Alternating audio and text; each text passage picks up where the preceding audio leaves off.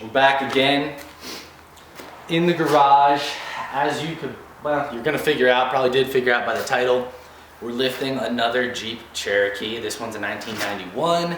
It's a 4.0 with a AX15 5-speed. None of that really matters. Chrysler 8.25 in the rear and Dana 30 up front. None of that matters, but we're lifting it again. This one's a little bit different. This is gonna be 4.5 inches. And this is probably the first time that I've used a legitimate lift kit before. I'm putting a rooftop tent on this one. I redid the interior, did a lot of work on the transmission for this guy. So this is gonna be, hopefully should be a pretty nice rig when I'm done. So I decided to spend a good amount of money. I think it was around $1,100 for this 4.5 inch lift kit with full leaf springs in the rear. And what I'm gonna do, since I've done so many of these, is I want to do a comparison video. So after I get this one done, I'll put a video together for you guys. I'll show you all the Jeeps that I've lifted. I don't have some of them, but I know the lift kits that I cobbled together, and I did one really cheap on the low from Junkyard Parts. My buddy bought a really expensive one that was custom made for his Jeep with the exact specs that he wanted, and we put that one in. I'll show you what that looked like. And this one's just your run-of-the-mill 4.5 inch lift kit from Rough Country. Pretty generic, very common lift kit. Bought it off of Amazon actually. So I'll do a comparison video at the end, but right now I want to take you over there and show you the parts that came with the kit.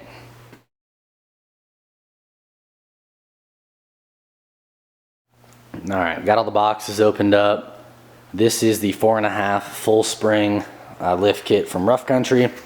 So we got the spring pack in the rear, pretty self-explanatory. We've got, in this box, we've got 4 different shocks. So it looks like these are gonna be the rear, those are gonna be the front.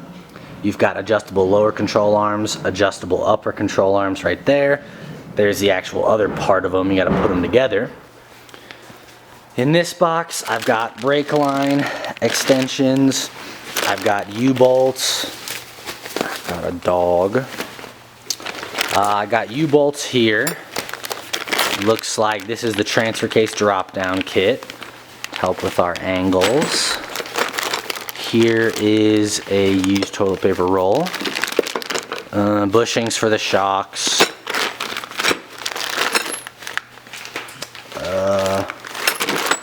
Looks like, oh, here's my track bar situation here.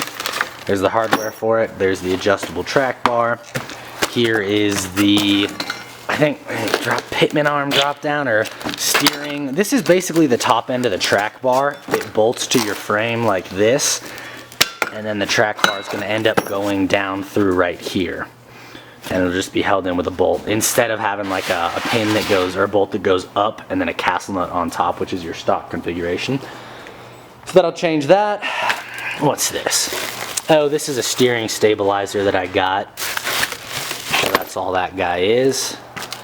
This is, this looks like sway bar quick disconnects, but I'm not sure. Yeah, there's the pins for them. So that's the sway bar quick disconnects, and to extend it for the lift. Oh, yeah, this is a pitman arm drop down. I did not even realize that was coming. So, pitman arm drop down there. Those are the coils for the front. I got wheel spacers. Those are wheel spacers, I think 2 inch or 1.5 inch. I've used them in the past, they work fine. I don't have any problem with wheel spacers. That looks like about it for the lift kit. Now the wheel spacers, you don't need them. I did want to widen my stance a little bit, but the main reason I had to get the wheel spacers was because of these bad boys right here. So it's these wheels. I want to use these wheels. I picked up 5 of them, so I've got a full complete spare from a different truck and junkyard and this and that online. But these are stock, those turbine wheels that come on the stock Jeeps back in like the 80s and the early 90s.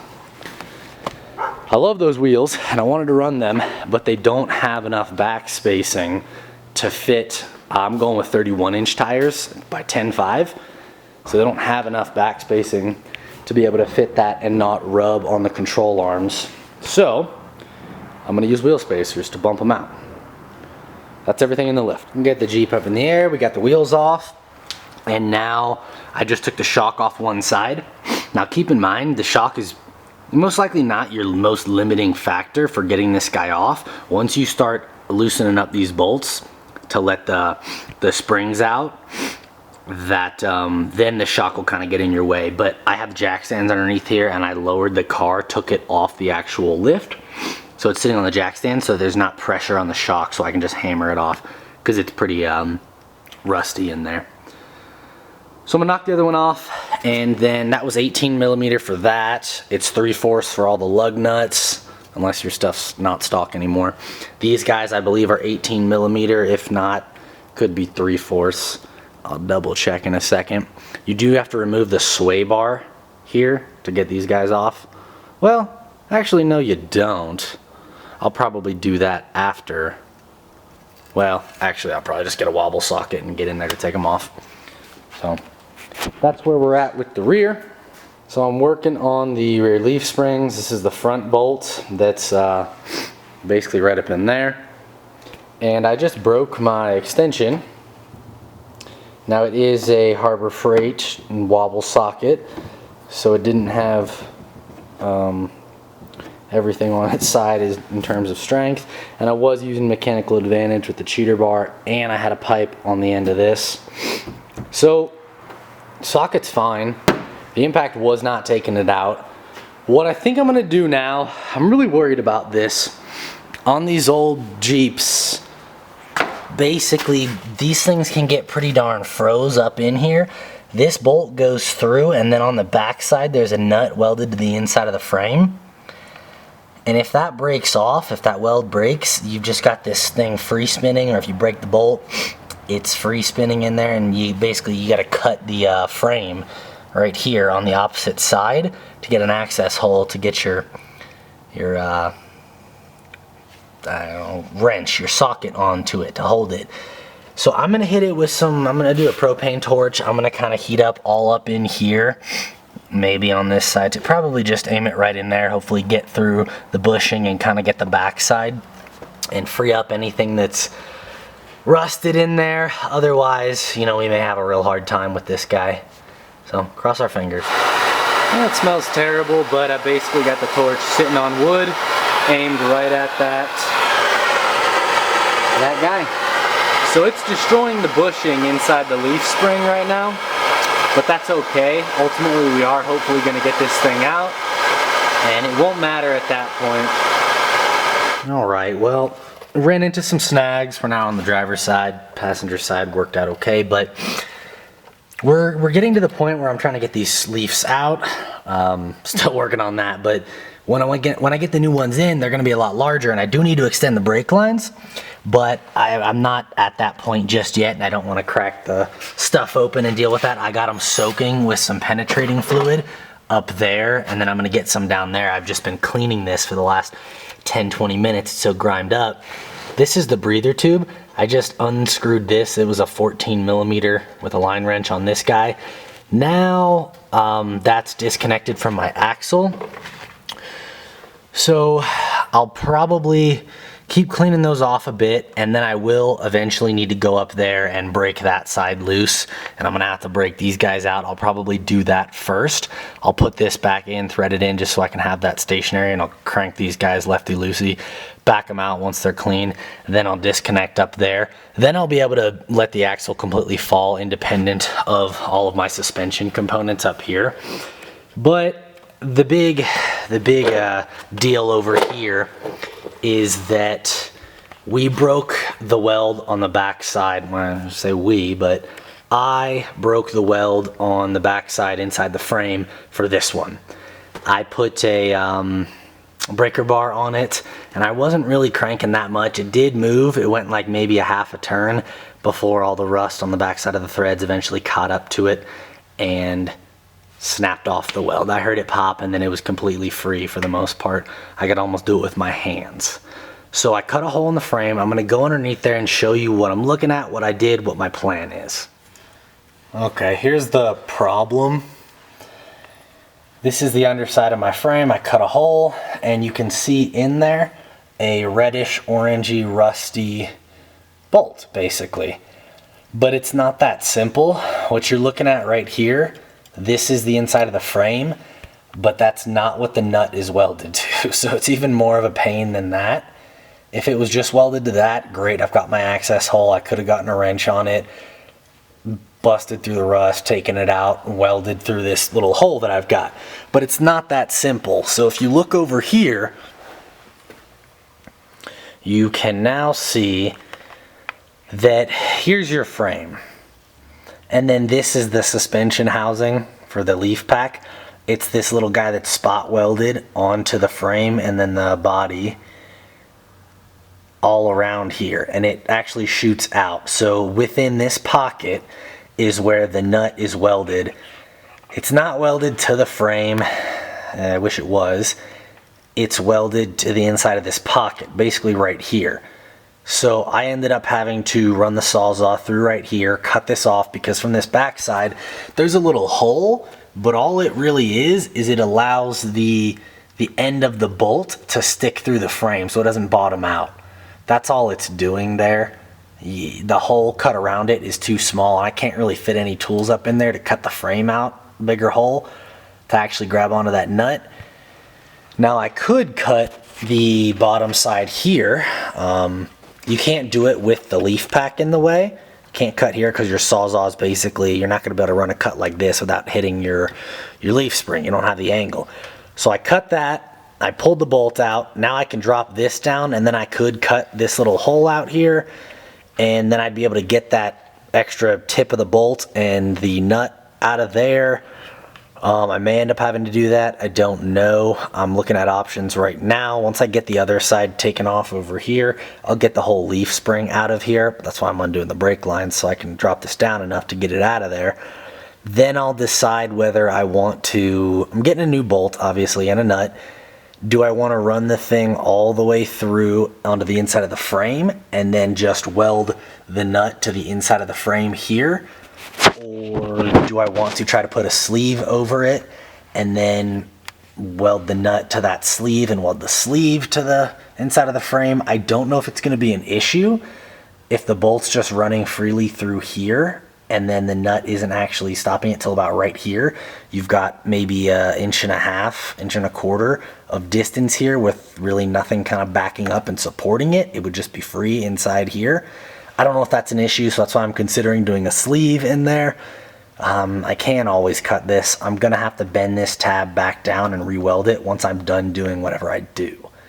But that's what you gotta deal with when this happens. So I'll let you know what I end up doing once I get the brake lines taken off and everything out of the way. Now the rear brake line is pretty straightforward.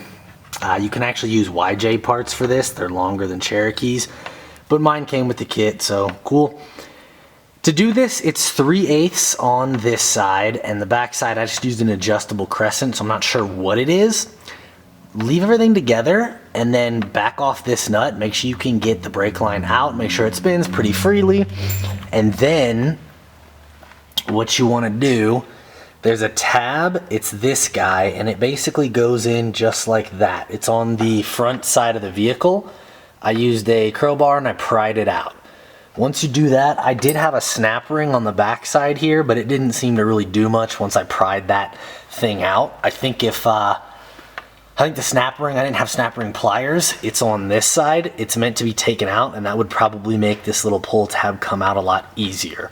Now, this whole thing is pretty loose. So I'm gonna continue to take this all the way out, this line out, then I'm just gonna pull this guy out this side. Then I can fully disconnect these sides and the breather again. It's right here. And then this whole line will drop completely out. And I probably will not put the new line back on just yet, to be honest. I'll just let this thing drip and probably completely evacuate itself and figure out the bleeding later of the brakes. But for now, what I'll do is just get the axle disconnected so I can pretty much drop it down or raise the truck up a lot more and get my new leaf springs in and figure out this whole mess. I'm probably going to end up cutting a hole out here. Another update. So I cut out a hole in the actual leaf spring holder area, here's my frame hole, here's the bolt and the nut, but basically you could see the nut here, it's froze to the bolt sticks through too far into the frame. I chopped it over here and it won't come out. So it's sticking too far. So what I gotta do is I'm gonna weld a little tiny spot weld right here to hold this in place so that I can cut this backside, and then once I cut that with the Sawzall, I'll grind off my spot weld on the front, and then I should be able to drop this guy out in 2 pieces. What a nightmare. Then from there, what I'll do is I got some new bolts, grade 8, same diameter. It's a little bit different thread, but it doesn't really matter at this point. I'll stick that bolt through. I'll slide the nut up through here.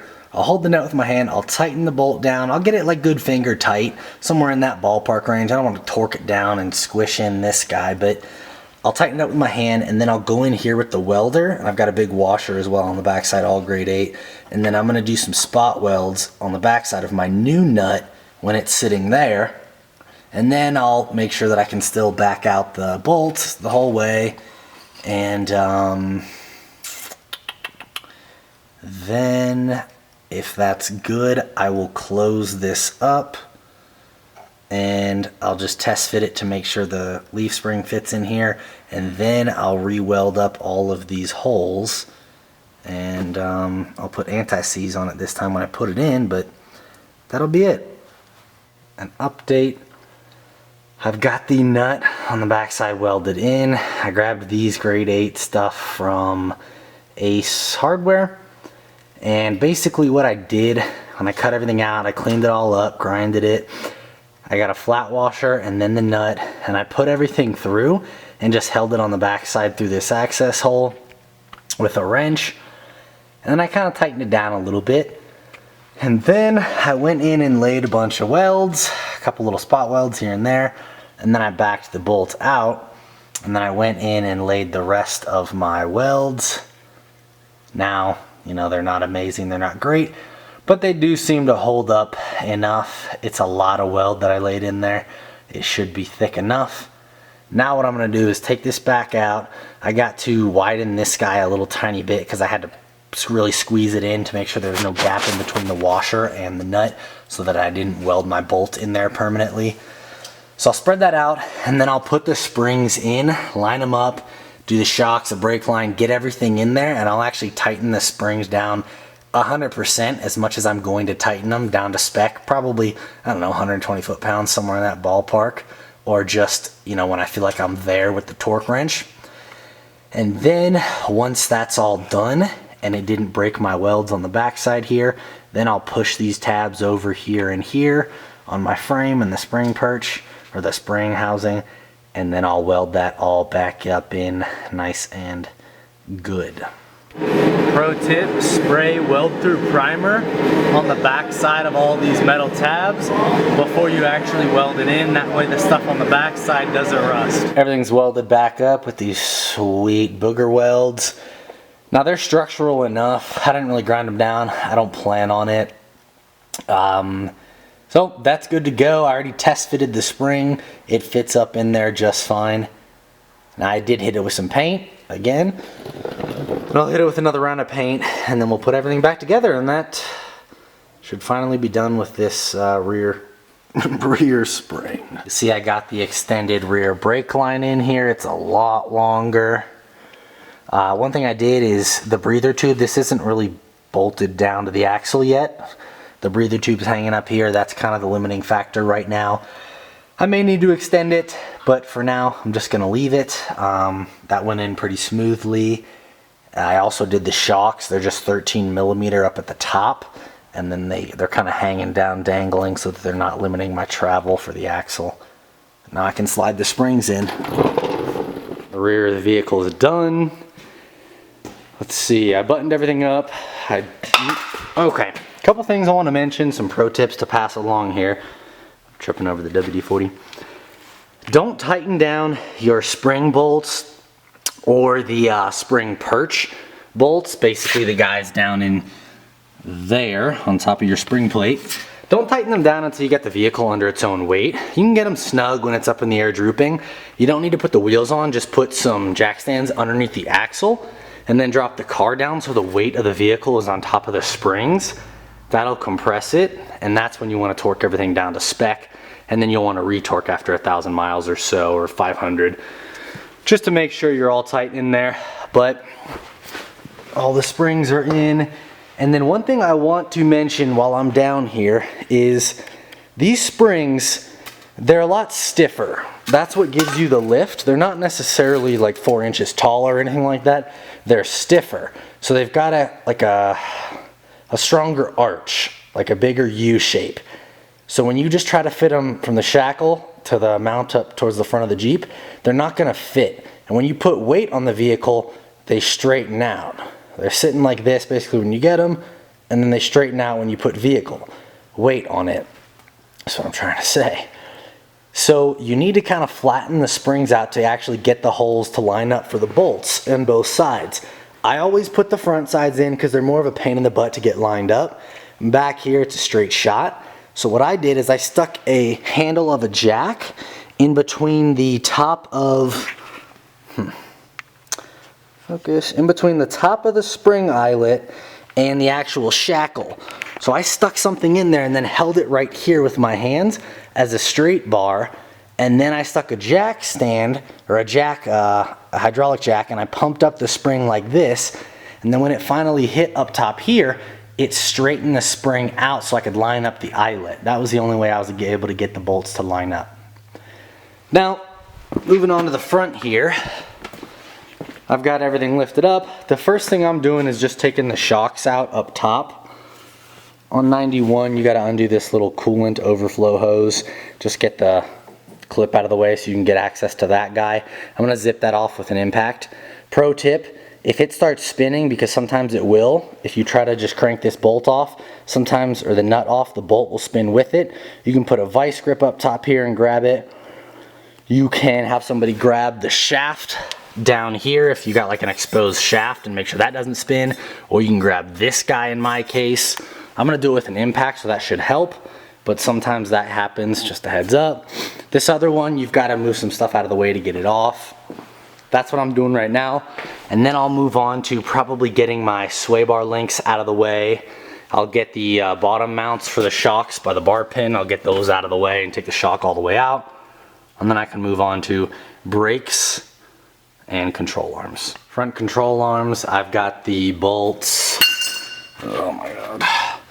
Well, take my word for it, they're basically backed out like that out of the control arms. I don't want the axle to actually fall right now, so I didn't pull them all the way out. Now I'm gonna do the brake lines. Basically, we're gonna have to back this guy out, should be 3/8, and then there's like probably 13 millimeter or something down here that plugs into the back of the caliper. We're removing this entire line, and we're gonna replace it with, man, that light is killer. We're gonna replace it with these guys. Same exact setup as the rear, there's just 2 of them because you're doing each side. They get squeezed together by these clamps again, and then this side bolts down into the bottom by the caliper. This is where your 3/8 line's gonna go. So I'm gonna take those apart and I'll try to show you a little bit about it. The line is in. I've got it doing a little loop here. It seemed to make the most sense. Up here is pretty straightforward. There's a tab that you pound in after you lock everything down so that it doesn't wiggle. Now, on this back side, see, the camera's not gonna pick it up. So you can see, here's my bolt, here's a copper crush washer, here's the brake line, and on the inside in between the back of the caliper and this brake line, there's another copper crush washer. The kit gives you 4 altogether. There's also a groove, or like a ridge on the back side over here that butts up against your brake line so it doesn't let it rotate back and forth. That's just the way I had it. It seemed to make the most sense to me. So that guy's in. It's gonna drip a ton unless you completely evacuate your system. I'm gonna go do the other side so that I can drop this thing back down and hammer out these control arms to drop my axle completely down. All of our control arms are disconnected. The only thing limiting our travel now is the track bar, which starts here, goes there, bend here, and then goes up into the driver's side with a little castle nut over on that side. You can disconnect it on either side. You're gonna have to disconnect both for this lift kit. This one, the stock configuration is a 15mm nut, and it's got a bolt on the back side with a little tab welded to it that sticks down about 1 inch out this little access port. So you don't actually even need to hold it. It holds itself basically, but mine is not that. Someone's messed with it, so I gotta hold the back side, figure out what size these guys are. So then I'm gonna get the traction bar off, and I can get my springs out, and they should really just wiggle out pretty easily once everything's disconnected after I lift the Jeep up enough. And then we'll keep going. Now everything's pretty loose, you know, still plenty of room on the brake lines, and this is usually my limiting factor, so that's pretty sweet. Track bar's out and dropped down. Now you can see just how much space there is here. And we even got a coil spacer up here, and I don't know what springs these are. They're not a stock, I know that. It was lifted about 2.5 inches. But these springs are a little different than stock, but you can see, there we go. So let's see if I can just drop this guy out on camera. Ooh, oh, all right, one hand.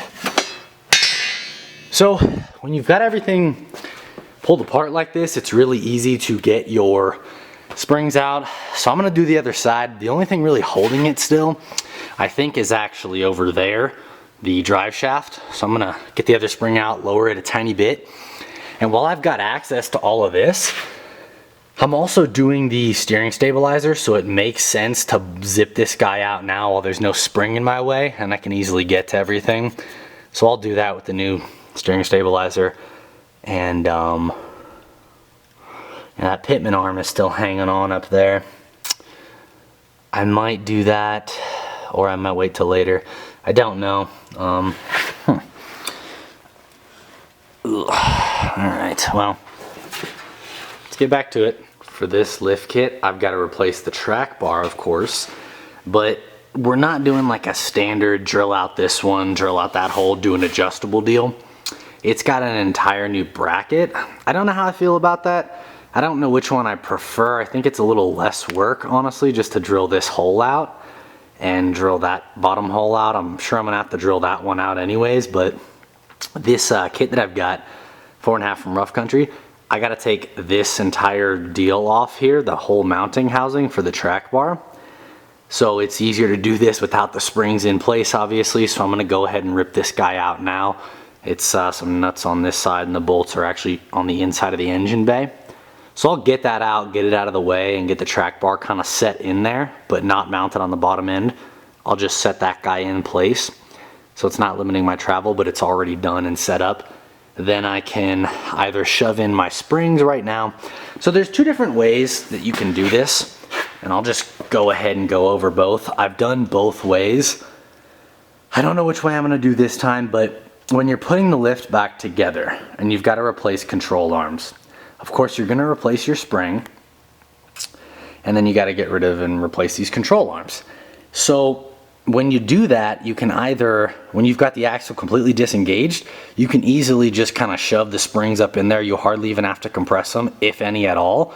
A lot of times you can just use a crowbar and kind of push them up in there, even though they're larger. And then you really got to struggle to get your lower and upper control arms to line up. Sometimes you got to use ratchet straps to pull stuff. You got to push on this, the pinion on your axle. You got to push over there. You got to push the tie rod ends to wiggle the axle either that way or that way. Or you can leave the springs off, get the control arms in a little bit easier. I'm not going to say it's super easy. You still got to wiggle on stuff, but it's a lot easier without the springs in the way, to get those control arm bushings to line up right at the right length. And then you got to really compress your springs with a spring compressor kit. I think that's the way I'm going to take. I've done the other option before where I spent an hour or two, probably more, with ratchet straps, and it gets really sketchy once I already have the spring in there and there's a lot of compression on it, and I'm trying to make an eye for the control arm upper or lower line up to the mounting holes on the you know, either the frame or the axle, and it's really sketchy pulling stuff around with ratchets. I think I prefer compressing the spring more than I do messing with the control arm. So I think that's the method I prefer, but those are your two different options. Go ahead and give them a shot yourself, see which one you prefer.